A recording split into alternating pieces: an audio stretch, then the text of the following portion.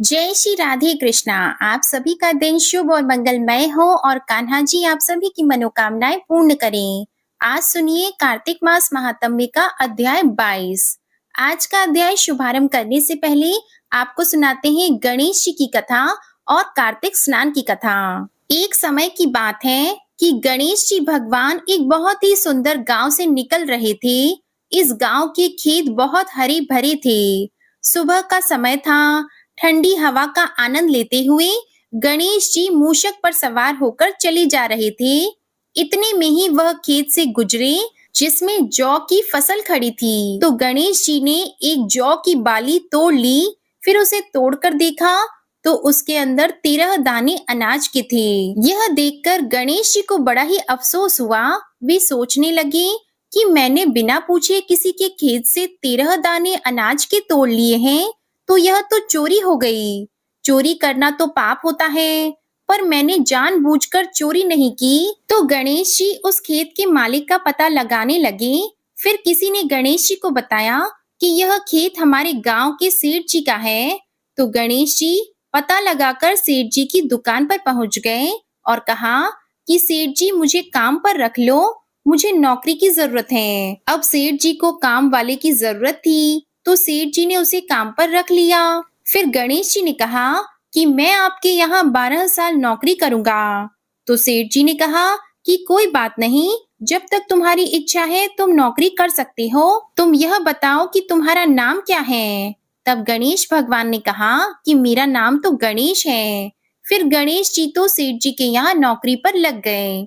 घर का सारा काम करते और समय मिलते ही खेत में काम करने के लिए चले जाते। सेठ जी यह देखकर बहुत ही खुश होते कि यह लड़का कितना ईमानदार और सच्चा है। काश मेरे भी इसी तरह का एक बेटा होता, क्योंकि सेठ जी की संतान नहीं थी। इसलिए सेठ और सेठानी बड़े ही दुखी रहते थे। सेठ जी तो गणेश जी को अपने पुत्र के समान ही प्यार करते थे। एक दिन की बात है कि सेठानी लघु शंका के लिए गई और आकर राख से हाथ धोने लगी। तो यह देखकर गणेश जी ने सेठानी का हाथ पकड़ लिया और मिट्टी से हाथ धुलवा दिया। यह देखकर सेठानी को बहुत ही गुस्सा आया। उसने जाकर सेठ जी से शिकायत की और कहा कि कैसा नौकर रखा है, उसने आज मेरा हाथ पकड़ लिया और पता नहीं आप उसकी किस बात की इतनी तारीफ करते रहते हो कि वह सच्चा है, वह तो ईमानदार है। तब सेठानी की बात सुनकर सेठ जी ने गणेश को बुलाया और पूछा कि बेटा गणेश, सेठानी सच बोल रही है क्या? तूने इनका हाथ पकड़ लिया, ऐसा क्यों किया? तो गणेश जी ने हाथ जोड़कर कहा कि सेठ जी मैंने तो हाथ पकड़कर बस इतना ही कहा था कि राख से हाथ मत धो, क्योंकि राख से हाथ धोने पर लक्ष्मी जी नाराज होकर चली जाती हैं और मिट्टी से हाथ धो तो लक्ष्मी जी लौट आती हैं। अब सेठ जी सोचने लगे कि गणेश ठीक कह रहा है, इसमें कोई गलत बात नहीं है। जो कुछ भी इसने किया हमारी भलाई के लिए किया है। ऐसा करते करते कई दिन बीत गए। थोड़े दिनों बाद कुंभ का मेला आया। तो सेठानी सेठ जी से कहने लगी कि सेठ जी मुझे तो कुंभ के मेले में स्नान करने जाना है। तो सेठ जी ने कहा कि मुझे तो समय नहीं है, दुकान संभालनी होती है, फिर खेत भी जाना होता है। यह सोचते हुए उन्होंने गणेश को आवाज दी और कहा कि बेटा गणेश, तुम ऐसा करो, सेठानी जी को कुंभ के मेले में स्नान करवा के लाओ। तो सेठ जी की आज्ञा पाकर गणेश सेठानी को लेकर कुंभ के मेले में चला गया। सेठानी तो वहां जाकर पानी को हाथ लगाकर देख रही थी कि पानी ठंडा है और आगे जाऊंगी तो पानी गहरा है, कहीं मैं डूब न जाऊं। यह सोच विचार कर वह किनारे पर बैठकर स्नान कर रही थी।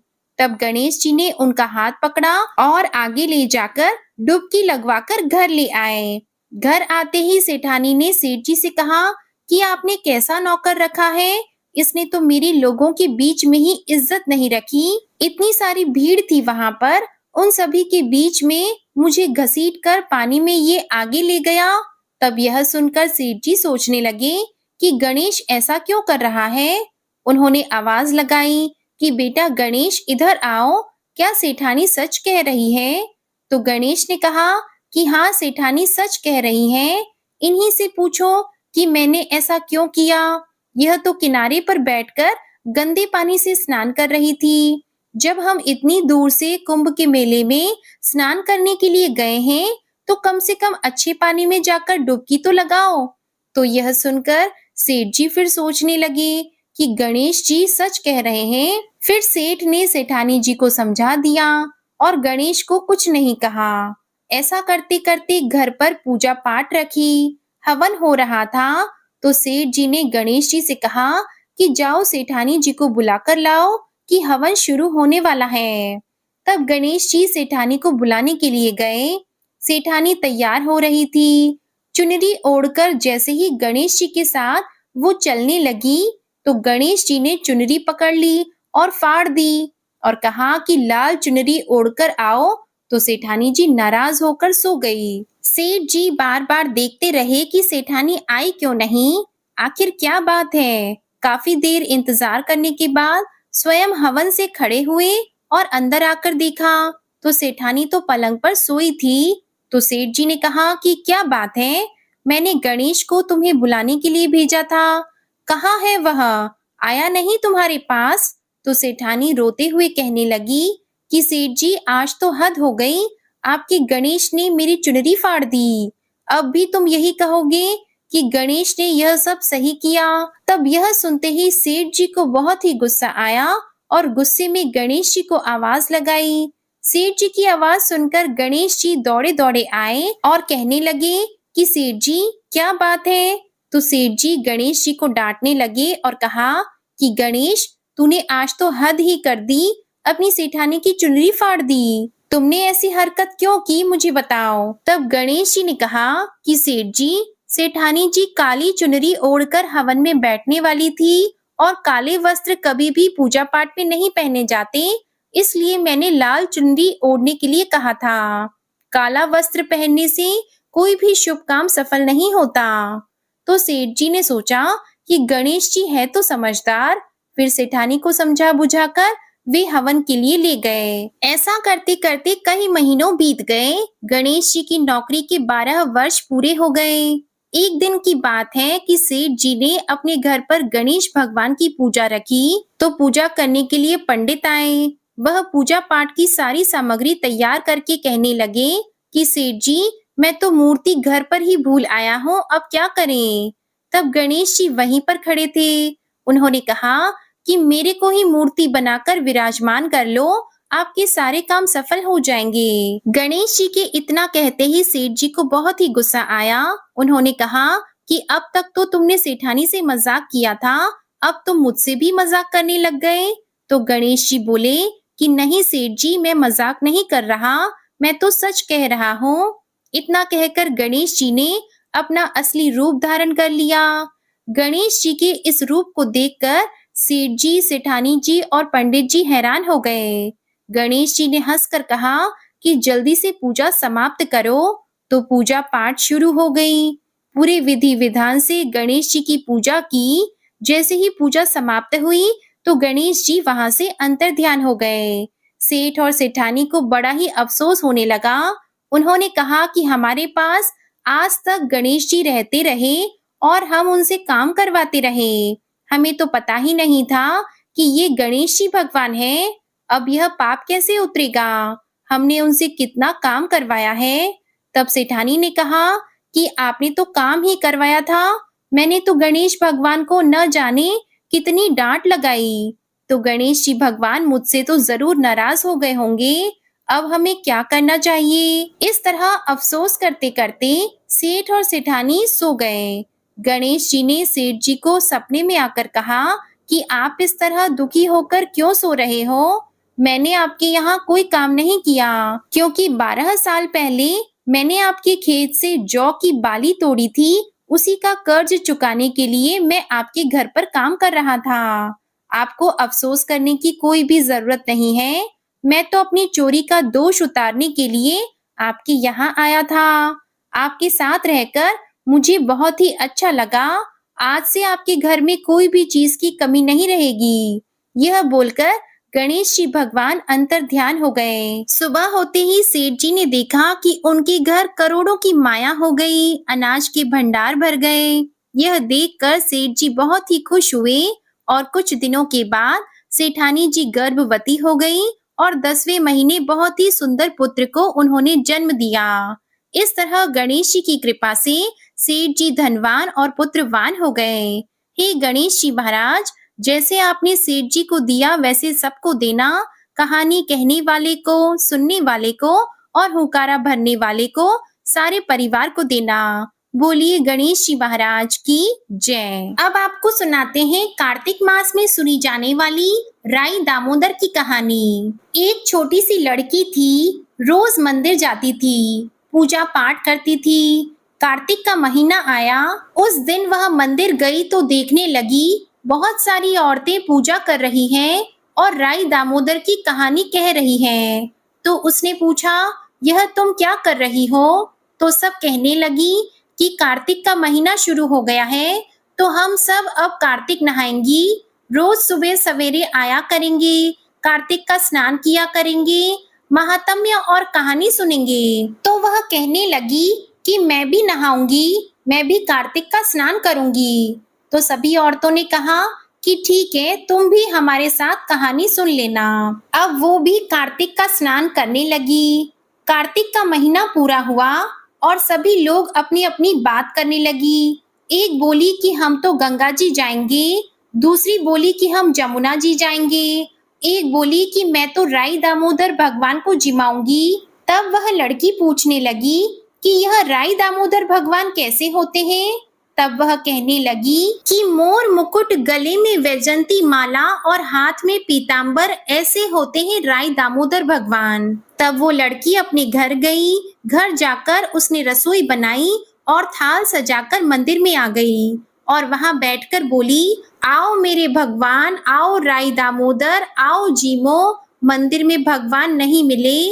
मंदिर से शहर में गई, शहर से जंगल गई, जंगल से पहाड़ों पर चढ़ गई। भगवान को पुकारते पुकारते सुबह से शाम हो गई। अब तो राई दामोदर भगवान सोचने लगे, यह तो ऊपर से गिर के मर जाएगी और मेरे दोष लगेगा, इसको तो दर्शन देने ही पड़ेंगे। भगवान बूढ़े ब्राह्मण का रूप बना के आए और बोले, चल बेटा, मैं भगवान हूँ, तू मुझे जिमा दे। तब वह कहने लगी कि नहीं, तुम भगवान नहीं हो। तब ब्राह्मण ने पूछा, क्यों, कैसे होते हैं भगवान? तब उसने कहा कि मेरे भगवान तो मोर मुकुट, गले में वैजंती माला पहने हुए और हाथ में पीतांबर लिए हुए हैं। ब्राह्मण बोला, अच्छा ऐसे हैं तेरे भगवान? हाँ, ऐसे हैं मेरे भगवान। अब भगवान ने लड़की के सामने अपना चतुर्भुजी रूप दिखाया। अब लड़की खुश हो गई और बोली कि हाँ, तुम ही हो मेरे भगवान। अब आगे आगे वह छोटी लड़की भाग रही थी और पीछे भगवान आ रहे थे। भागते भागते सभी सहेलियों से बोली कि मेरे घर में भगवान आए हैं। उनमें से किसी एक ने कहा कि देखो तो इसके भगवान कैसे हैं। जिनके भाग्य में भगवान के दर्शन लिखे थे, उन्हें हो गए। हे राई दामोदर भगवान, जैसे आपने लड़की को दर्शन दिए, वैसे ही सभी को देना। कहानी कहते, सुनते, हुकारा भरते सभी को देना। अब सुनिए आज का कार्तिक मास महात्म्य। देवर्षि नारद महाराज पृथु को बड़े मनोयोग से सारी कथाएं सुना रहे थे और महाराज पृथु भी बड़े शांत मन से एकाग्रचित होकर सारी कथाएं सुन रहे थे। नवमी की कथा सुनने के बाद महाराज पृथु ने देवर्षि नारद से कहा, हे देवर्षि, भीष्म पंचक व्रत जो कि भगवान विष्णु को अत्यंत प्रिय है, किस कारण प्रसिद्ध हुआ? अब मेरी यह जानने की भी प्रबल इच्छा है। देवर्षि नारद कहने लगे, हे राजन, यह व्रत तो अनादि काल से था, परंतु बीच में लुप्त हो गया था। दोबारा यह कब और कैसे प्रारंभ हुआ, अब इसका इतिहास भी सुनो। इस युग में भगवान कृष्ण ने भीष्म पितामह को यह व्रत बतलाया था और उन्होंने ही सबसे पहले इसे किया था। इसी कारण यह व्रत भीष्म पंचक के नाम से प्रसिद्ध हुआ। हे राजा पृथु, महाभारत युद्ध से पहले पांडवों की ओर से जब भगवान श्री कृष्ण कौरवों को समझाने के लिए गए, तब सबसे पहले वह विदुर जी के पास पहुंचे। विदुर जी ने उनका अत्यंत आदर सत्कार किया। फिर श्री कृष्ण जी भीष्म जी के पास गए। वहां जाकर कुशल क्षेम के बाद श्री कृष्ण ने अपने आने का संपूर्ण वृतांत भीष्म पितामह को कह सुनाया। सुनकर भीष्म जी कहने लगे, हे भगवान, तीनों लोकों के स्वामी होते हुए भी आप केवल पांडवों की ओर से ही दूत बनकर क्यों आए हैं? और पांडवों के प्रति आपका इतना प्रेम होने का क्या कारण है? तीनों लोग तो आपके वश में हैं। तब पांडवों ने ऐसा कौन सा व्रत, तप, दान, पुण्य या यज्ञ किया है, या फिर उनके पास ऐसा क्या वशीकरण है जिसके कारण आप उनके वश में हो गए हैं? भगवान श्री कृष्ण ने मुस्कुराकर उत्तर दिया, हे गंगा पुत्र, यद्यपि यह रहस्य अत्यंत गुप्त है, फिर भी मैं इसे तुमसे कहता हूँ। पूर्व जन्म में उन पांचों भाइयों ने एक ऐसा व्रत किया था जो मुझे अत्यंत प्रिय है। इसी कारण मैं इस जन्म में उनके वशीभूत हूँ। अब तुम भी उस व्रत का वृतांत सुनो। अत्यंत प्राचीन काल में उज्जैन नामक नगरी में कवि, शुचि, दृढ़, दंत और हंस नामक 5 ब्राह्मण रहा करते थे। वे सभी वेदों के ज्ञाता, युवा, रूपवान और गंधर्व विद्या में अत्यंत निपुण थे। वे सभी दिशाओं में भ्रमण करके अपनी गान विद्या के द्वारा पर्याप्त धन प्राप्त किया करते थे। एक बार वे सभी मथुरा नगरी में सुवीर नामक राजा के दरबार में जा पहुंचे। संगीत कला में निपुण तो थे ही, तो उन्होंने सोचा कि क्यों न चलकर राजा के महल में अपनी इस कला का प्रदर्शन किया जाए। तो उन्होंने राजसभा में इसका प्रदर्शन करने की इच्छा प्रकट की। वे 4 दिन तक उपवास और परम पवित्र यमुना जी में स्नान करते रहे। फिर उन्होंने किसी से राजा का संपूर्ण वृतांत पूछा। उन्होंने बताया कि राजा की कादम्बरी नामक अत्यंत सुंदर भोग पत्नी है। वह संगीत विद्या में निपुण, मधुर बोलने वाली, नृत्य में अत्यंत प्रवीण, रूप, लावण्य और यौवन में अद्वितीय है। वह प्रतिदिन राजा के सम्मुख एकांत में नृत्य और गायन किया करती है। यह सुनकर वे पांचों एक ऐसे स्थान पर जाकर खड़े हो गए जहां कादम्बरी के नृत्य और ताल के स्वर सुनाई पड़ते थे। इसके बाद राजा के पास आने जाने वालों से वे कहने लगे कि बड़े दुख की बात है कि आपके राजा के पास नृत्य कला को जानने वाला कोई नहीं है। वीणा में तार बराबर नहीं है, 2 तार ढीले हैं और बाजे की धुन के अनुसार तो नृत्य भी शुद्ध नहीं है। ये बात वहां उपस्थित लोगों में से किसी ने जाकर राजा से कह सुनाई। राजा ने जहां पर कादम्बरी का नृत्य हो रहा था, वहीं पर उन पांचों को बुलवा लिया। वहां पहुंचकर उन्होंने राजा को पहले तो आशीर्वाद दिया, फिर राजा के निकट ही आसन पर भी बैठ गईं। कादम्बरी ने फिर उनको संगीत विद्या में अत्यंत निपुण समझकर उनके सामने अपना विशिष्ट नृत्य प्रस्तुत किया।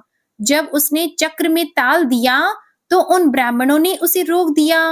उसने चक्र छोड़कर यथा योग्य ताल दिया, मगर चक्र खंडित नहीं किया। कादम्बरी के इस गुण और उसके रूप माधुर्य को देखकर पांचों उस पर मोहित हो गए। कादम्बरी भी उन पांचों को देखकर उन पर मोहित हो गई। उसने रात्रि के समय गुप्त रूप से अपनी एक सहेली के साथ उन पांचों को यह संदेश भिजवाया कि तुम में से एक प्रतिदिन नगरी के उत्तर की ओर यमुना नदी के तट के समीप लताओं से घिरे हुए निर्जन अनंत नामक तीर्थ में मेरे पास आकर अपनी अपनी विद्या और गुण का प्रदर्शन करो। उस समय मैं भी वीणा और राग का कौशल दिखलाऊंगी। आगे की घटनाएं सुनाते हुए भगवान कहने लगे कि एक ब्रह्मचारी जो कि मेरा भक्त था, दुष्ट संगति से बचने के लिए वह गांव से बहुत दूर रहा करता था। उन दिनों वह भीष्म पंचक व्रत करके मंदिर में मेरा पूजन किया करता था। कार्तिक शुक्ल एकादशी के दिन उन संगीतज्ञ ब्राह्मणों में से कवि नाम का एक बड़ा भाई भी उस मंदिर में आया। कादम्बरी भी वहां पर पहुंच गई। वहां मेरे भक्त ने जिस प्रकार पूजन किया, कवि नामक ब्राह्मण ने भी ठीक वैसा ही किया। उसके बाद हाथ में वीणा लेकर उसने गायन प्रारंभ कर दिया। मेरा भक्त क्योंकि अपने मन पर विजय प्राप्त कर चुका था, इस कारण गायन सुनकर भी उसे क्रोध नहीं आया। उधर कादम्बरी और कवि समस्त रात्रि गायन और नृत्य करते रहे। प्रातःकाल ब्रह्मचारी भक्त को गोबर का आचमन करते हुए देखकर कवि ने भी वैसा ही किया। इसके बाद कादम्बरी वापस अपने महल में चली गई। ब्रह्मचारी की संगति और रात्रि जागरण के कारण कवि के समस्त पाप दूर हो गए। इसलिए द्वादशी के दिन वह अपना समस्त द्रव्य दान करके विरक्त हो गया। दूसरे दिन शुचि आया। उसने भी रात्रि भर कादम्बरी के साथ नृत्य और गायन किया और फिर ब्रह्मचारी की तरह पूजा करके गौमूत्र का आचमन किया। प्रातः काल होते ही वह भी अपना संपूर्ण धन दान करके सन्यासी हो गया। उसने निश्चय किया कि जिस प्रकार कादम्बरी के नृत्य गायन और रूप को देखकर ब्रह्मचारी का मन भी चलायमान नहीं हुआ, मोहित नहीं हुआ, ठीक उसी प्रकार मुझे भी अपने मन को अवश्य ही वश में रखना चाहिए। द्वादशी के बाद तीसरे दिन यानी कि त्रयोदशी तिथि को दृढ़ नाम वाला भाई कादम्बरी से मिलने आया और समस्त रात्रि उसने भी नृत्य और गायन किया और ब्रह्मचारी की ही तरह उसने भी पूजा की और गाय के दूध से आचमन किया। दोनों भाइयों के समान वह भी विरक्त होकर सन्यासी बन गया। अगले दिन अर्थात चतुर्दशी को, जिसे बैकुंठ चतुर्दशी भी कहते हैं, उस मंदिर में चौथा भाई जिसका नाम दंत था वह आया और पहले अपने भाइयों की तरह उसने भी कादम्बरी के साथ रात भर नृत्य और गायन करके ब्रह्मचारी से बचे हुए घी का पान करके मन शुद्ध हो जाने के कारण उसने भी सन्यास ले लिया और वह भी विरक्त हो गया। सबसे अंत में अर्थात पूर्णिमा को हंस नामक सबसे छोटे भाई ने आकर ब्रह्मचारी को प्रणाम किया और यमुना जी में स्नान करके आंवले के वृक्ष के नीचे श्राद्ध कर्म किया और बाद में अपने ही भाइयों के समान वह भी विरक्त हो गया। इस प्रकार पांचों भाइयों ने एक एक दिन यह व्रत किया। कथा समाप्त करते हुए भगवान श्री कृष्ण ने कहा, हे भीष्म, कार्तिक मास में हमारा पूजन और दान पुण्य करने से करोड़ों यज्ञों के समान फल प्राप्त हो जाता है। उधर राजा ने नित्य प्रति रात्रि में कादम्बरी के मंदिर में जाने का समाचार पाकर उसे महल में ही बंद कर दिया, जिससे वह मंदिर न जा सके। कार्तिक मास में हमारे सामने नृत्य गायन करने के कारण वही कादम्बरी अगले जन्म में द्रौपदी हुई। हंस नाम वाला ब्राह्मण आंवले के वृक्ष के नीचे श्राद्ध आदि कर्म करने से युधिष्ठिर हुआ। एकादशी के जागरण के कारण कवि अर्जुन, शुचि सहदेव, दंत नकुल और दृढ़ नाम वाला ब्राह्मण पराक्रमी भीष्म हुआ। हे भीष्म जी, वस्तुतः पूर्व जन्मों में पांडवों द्वारा किए गए इस व्रत के प्रभाव से ही मैं उनके वशीभूत हूँ और इस जन्म में मैं उनका साथ दे रहा हूँ। भीष्म पितामह को भीष्म पंचक व्रतों का महात्म्य सुनाकर भगवान श्री कृष्ण मौन हो गए। जय श्री कृष्णा। आज का अध्याय यही समाप्त हुआ। इसके आगे का वृत्तांत आप अगले अध्याय में सुनिएगा। अब सुनिए लपसी तपसी की कहानी। एक लपसी था, एक तपसी था। तपसी हमेशा भगवान की तपस्या किया करता था और लपसी रोजाना 1.25 शेर की लापसी बनाता और सबसे पहले भगवान को भोग लगाता, उसके बाद स्वयं भोजन कर लेता। इस तरह दोनों की दिनचर्या चल रही थी। एक दिन दोनों भाइयों में कोई बात को लेकर कहासुनी हो गई तो दोनों जोर जोर से लड़ने लगे। लपसी कहने लगा कि मैं बड़ा हूँ, मैं रोजाना भगवान को भोग लगाता हूँ, तो तपसी कहने लगा कि मैं तो रोजाना तपस्या ही करता रहता हूँ, तो मैं बड़ा हूँ। इस तरह लड़ते लड़ते दोनों जोर जोर से बोलने लगे। तभी वहां से नारद जी गुजर रहे थे और उन दोनों की आवाज सुनकर उनके पास गए और बोले कि तुम दोनों लड़ क्यों रहे हो? तो लपसी बोला कि मैं इसे कब से समझा रहा हूँ कि मैं बड़ा हूँ, पर यह तो कहता है कि मैं बड़ा हूँ। तो तपसी कहने लगा कि मैं इतनी तपस्या करता हूँ तो मैं ही बड़ा हूँ, यह छोटी सी बात इसके समझ में नहीं आ रही। तो नारद जी कहने लगे कि तुम दोनों शांत हो जाओ, तुम्हारा फैसला मैं करूंगा, लेकिन आज नहीं कल आऊंगा, फिर बता दूंगा कि तुम दोनों में से कौन बड़ा है। यह कहकर नारद जी चले गए। दूसरे दिन रोजाना की तरह तपसी नहा कर आए तो नारद जी ने 1.25 करोड़ की अंगूठी उसके आगे फेंक दी। तो तपसी का ध्यान जैसे ही उस अंगूठी पर पड़ा, तो उसने तुरंत उठाकर अपने पैर के नीचे दबा ली और तपस्या करने के लिए बैठ गया। तो नारद जी ने दूसरी अंगूठी लपसी के सामने फेंक दी। तो लपसी ने अंगूठी को देखकर भी अनदेखा कर दिया और लापसी बनाने लगा। बनाने के बाद में भगवान को भोग लगाकर स्वयं भोजन करने के लिए बैठ गया। तो नारद जी उनके सामने आ गए। नारद जी को देखते ही उन दोनों ने पूछा कि नारद जी, अब आप बताओ हम में से कौन बड़ा है। तपसी कहने लगा कि मुझे ही बड़ा बताना, क्योंकि मैं ही बड़ा हूँ। तो नारद जी बोले कि तू खड़ा होकर तेरा पैर तो उठा। तो जैसे ही उसने खड़ा होकर पैर उठाया, तो उसके पैर के नीचे अंगूठी थी। तो नारद जी कहने लगे कि यह अंगूठी तूने चुराई है, तुझे तेरी तपस्या का कोई फल नहीं मिलेगा, क्योंकि यह अंगूठी मैंने ही तुम दोनों के आगे फेंकी थी। तो तूने जो झट से अंगूठी को उठा लिया, तेरा मन तो मोह माया में अब भी लगा है। लपसी ने तो अंगूठी को देखकर भी अनदेखा कर दिया और अपनी रोजाना की भक्ति करने लगा। जो लपसी रोजाना करता है वह भी एक भक्ति है, और मेरा फैसला यह है कि लपसी ही सबसे बड़ा है। तब यह सुनकर तपसी हाथ जोड़कर कहने लगा कि महाराज, मुझसे बहुत बड़ा अनर्थ हो गया है, आगे से मैं ऐसी गलती कभी नहीं करूंगा। पर आप मुझे बताओ, मैंने भक्ति तो सच्चे मन से की है, तो मुझे उस भक्ति का फल कैसे मिलेगा। तो नारद जी कहने लगे कि रोटी बनाकर गाय और कुत्ते की रोटी नहीं बनाएगा, उसका फल तुझे ही मिलेगा। रोटियां बनाकर पीछे से सुबह छोटी रोटी नहीं बनाएगा, उसका फल, और शाम को रोटी बनाकर पीछे से एक बड़ी रोटी नहीं बनाएगा, उसका फल भी तुझे ही मिलेगा। ब्राह्मण को भोजन करवाकर दक्षिणा नहीं देगा, तो वह फल भी तुझे ही मिलेगा। सूट साड़ी अगर हम किसी को दें, तो उसके ऊपर दक्षिणा स्वरूप अगर कुछ रुपए नहीं देंगे, तो उसका फल भी तुझे ही मिलेगा। अगर कोई दिए से दिया जलाएगा, तो उसका फल भी तुझे ही मिलेगा। व्रत रखकर अगर कोई सारी कहानी सुन ले, लेकिन तुम्हारी इस लपसी तपसी की कहानी को नहीं सुनेगा, तो उसका फल भी तुम्हें ही मिलेगा। तो इस तरह का आशीर्वाद पाकर तपसी बड़ा ही प्रसन्न हुआ। कहा जाता है कि उसी दिन से हर व्रत कथा के बाद में लपसी तपसी की कहानी जरूर सुननी चाहिए। कहानी सुनने के बाद में कहना चाहिए कि लपसी का फल लपसी को मिले, तपसी का फल तपसी को मिले। हमारी कहानी का, हमारे व्रत का और हमारे पूजा पाठ का पुण्य फल हमें मिले। अब आप बड़े ही प्रेम से सुनिए शालिग्राम भगवान जी की आरती। शालिग्राम सुनो विनती मेरी, यह वरदान दया कर पाऊं।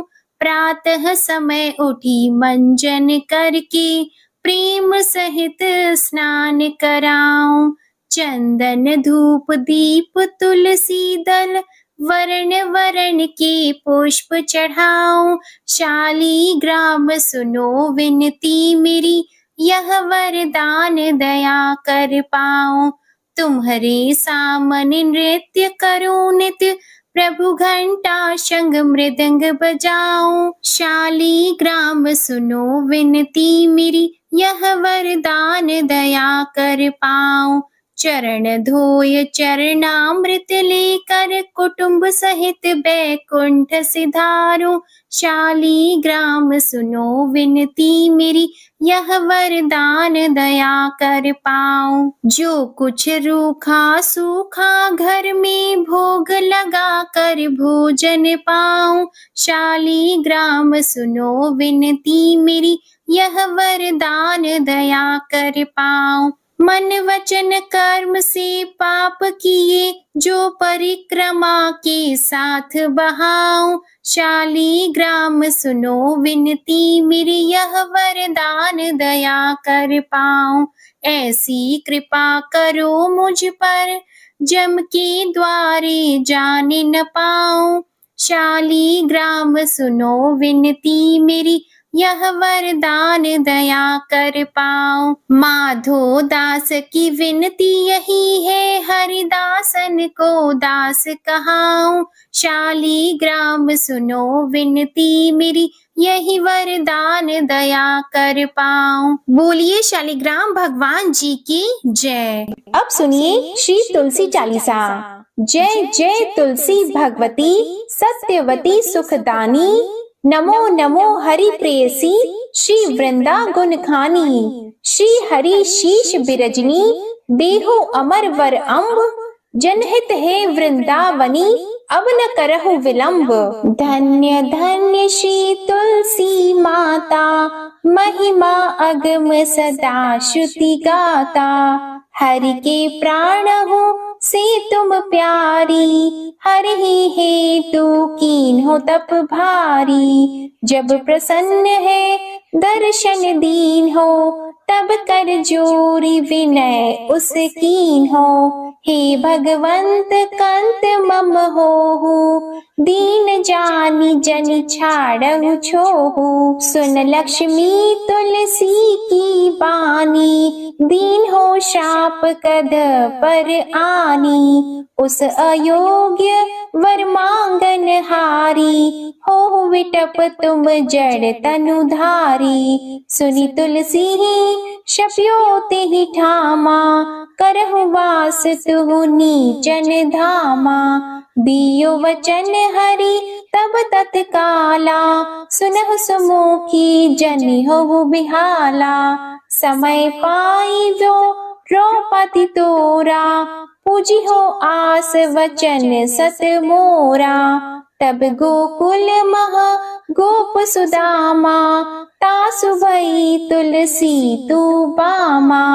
कृष्ण रास लीला की माही, राधे शक्यो प्रेम लखी नाही। दियो शाप तुलसी तत्काला, नर लोकी तुम जन्महु बाला। या गोप वह दानव राजा, शंख चूड़ नामक शिर ताजा। तुलसी भई तासु की नारी, परम सती गुण रूप अगारी। अस द्वे कल्प बीत जब गयऊ, कल्प त्रेत जन्म तब भयहु।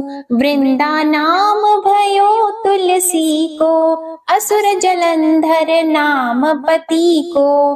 करि अति द्वंद अतुल बल धामा, लीन्हा शंकर से संग्रामा। अब निज सैन्य सहित शिव हारे, मरहि न तब हर हरि ही पुकारे। पतिव्रता वृंदा थी नारी, को न सके पति ही संहारी। तब जलंधर ही भेष बनाई, वृंदा ठिग हरि पहुँचियो जाई। शिव हित लहि करी कपट प्रसंगा, कियो सतीत्व धर्म तो ही भंगा। भयो जलंधर कर सहारा, सुनी और शोक उपारा। तिहि क्षण दियो कपट हरि तारी, लखी वृंदा दुख गिरा उचारी। जलंधर जस हत्यो अभीता, सोई रावण तस हरि सीता। अस प्रस्तर सम हृदय तुम्हारा, धर्म खंडी मम पति सहारा। यही कारण लही शाप हमारा, होवे तनु पाषाण तुम्हारा। सुनि हरि तुरत ही वचन उचारे, दियो शाप बिना विचारे। लखियो न निज कर तूति पति को, छलन चाहियो जब पार्वती को। जड़मति तो अस हो जड़ रूपा, जगमह तुलसी विटप अनूपा। धग्व रूप हम शालीग्रामा, नदी गंड की बीच ललामा।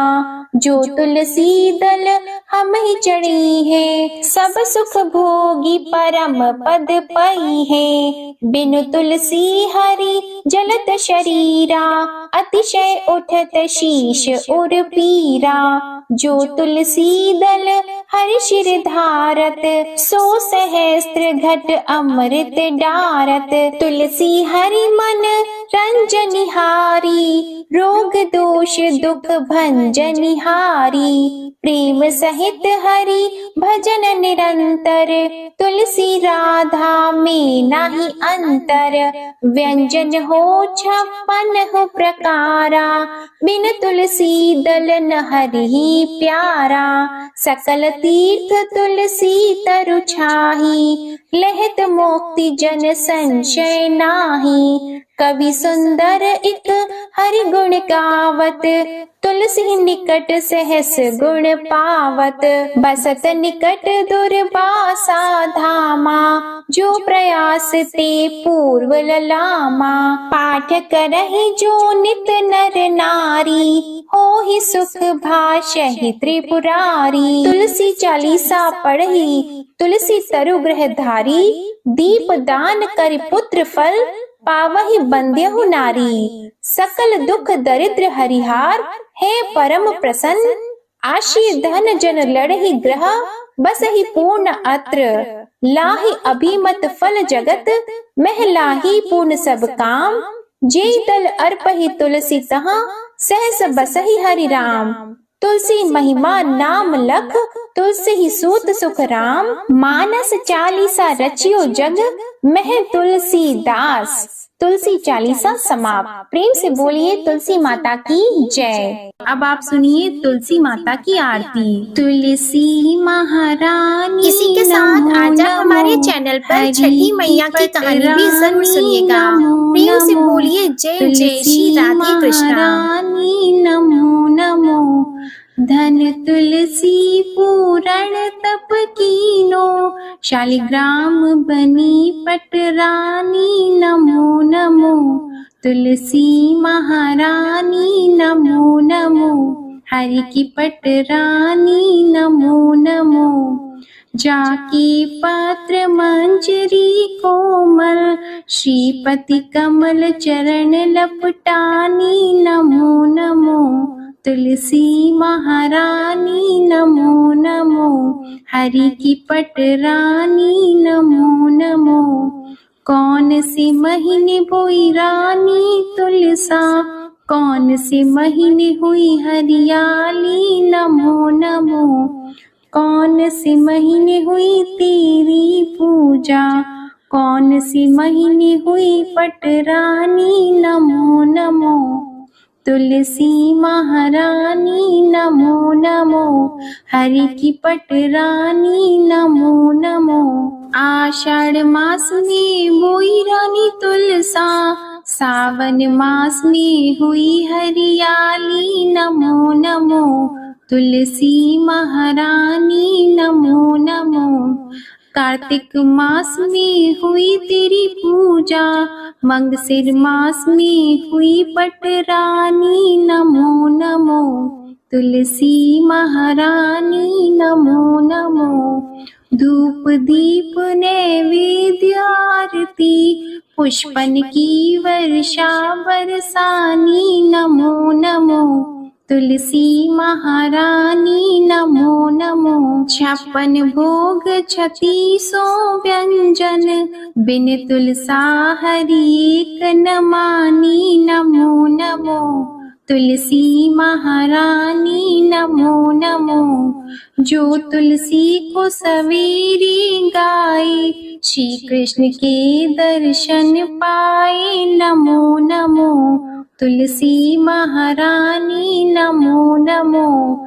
जो तुलसी को दोपहर में गाए, खीर खांड का भोग लगाए। नमो नमो तुलसी महारानी, नमो नमो। जो तुलसी को सांझ को गाए, श्री कृष्ण की आरती उतारे। नमो नमो तुलसी महारानी, नमो नमो। जो तुलसी को रात को गाए, श्री कृष्ण के चरण दबाए। नमो नमो तुलसी महारानी, नमो नमो। सभी सखी मैया तेरो यश गावे, भक्ति दान दीजिए महारानी, नमो नमो। तुलसी महारानी नमो नमो, तुलसी महारानी नमो नमो, हरि की पटरानी नमो नमो।